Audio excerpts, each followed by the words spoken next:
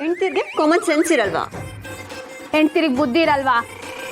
ಹೆಂಡ್ತಿರು ಸಿಲ್ಲಿನಾ? ಮದ್ವೆ ಆದ್ರೆ life super ಆಗಿರಲ್ವಾ? ನನಗೆ ಮದ್ವೆ ಆದ್ಮೇಲೆ ಖುಷಿಯಾಗಿಲ್ವಾ? ನನ್ನ ಮದ್ವೆ ಆಗಿ ನೀನ್ ನೆಮ್ಮದಿ ಆಗಿಲ್ವಾ?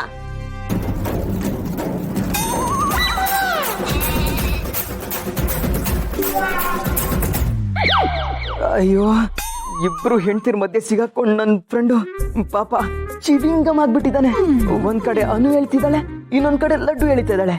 ಇದನ್ನ ನೋಡ್ತಾ ಇದ್ರೆ ಇಷ್ಟು ವರ್ಷದಿಂದ ಮದ್ವೆ ಆಗ್ಬೇಕು ಅಂತ ಆಸೆ ಇಟ್ಕೊಂಡಿದ್ದಕ್ಕೆ ಇಲ್ಲಿ ಸ್ಟಾಪ್ ಇಡೋದೇ ಸರಿ ಅಂತ ಅನಿಸ್ತಾ ಇದೆ. ಹೇಳು ಶೌರ್ಯ, ಹೇಳು ಶೌರ್ಯ ಅವ್ರೆ, ಹೇಳು.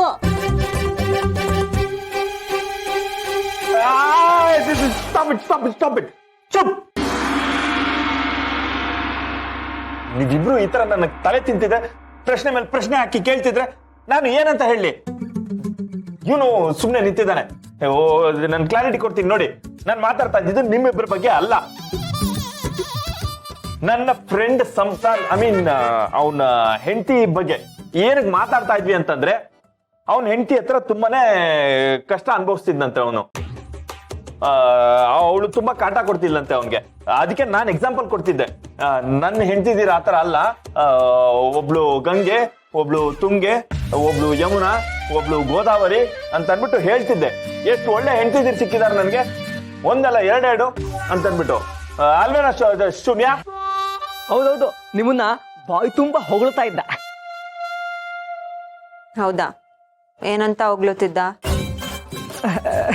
ಅದನ್ನ ನಿಮ್ ಯಜಮಾನ್ರೆ ಹೇಳ್ತಾರೆ, ಅವ್ರ ಬಾಯಿಂದಲೇ ಕೇಳಿ. ಇಷ್ಟು ದಿನ ಮದ್ವೆ ಆದ್ಮೇಲೆ ಎಷ್ಟು ಸಂತೋಷವಾಗಿದ್ದೀನಿ, ಎಷ್ಟು ಖುಷಿಯಾಗಿದ್ದೀನಿ.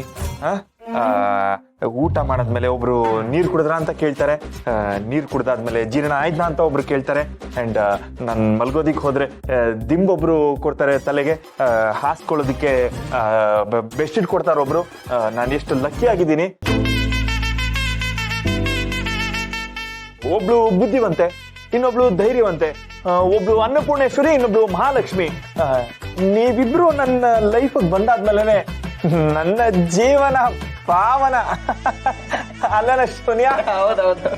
ಸಾರಿ ಶೌರ್ಯ, ನಿಮ್ಗೆ ನನ್ ಮೇಲೆ ಈ ತರ ಎಲ್ಲ ಫೀಲಿಂಗ್ಸ್ ಇದೆ ಅಂತ ನನಗೆ ಗೊತ್ತೇ ಇರ್ಲಿಲ್ಲ.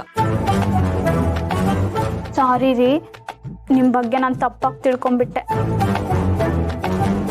ಹಬ್ಬ, ಅಂತೂ ಈ ಕನ್ಫ್ಯೂಷನ್ ಎಲ್ಲ ಬಗೆಹರಿತು. ಕನ್ಫ್ಯೂಷನ್ ಏನೋ ಕ್ಲಿಯರ್ ಆಯ್ತು. ನಿನಗ್ ಕೊಟ್ಟಿದ್ ಕೆಲ್ಸ ಏನ್ ಮಾಡ್ದೆ? ಅದು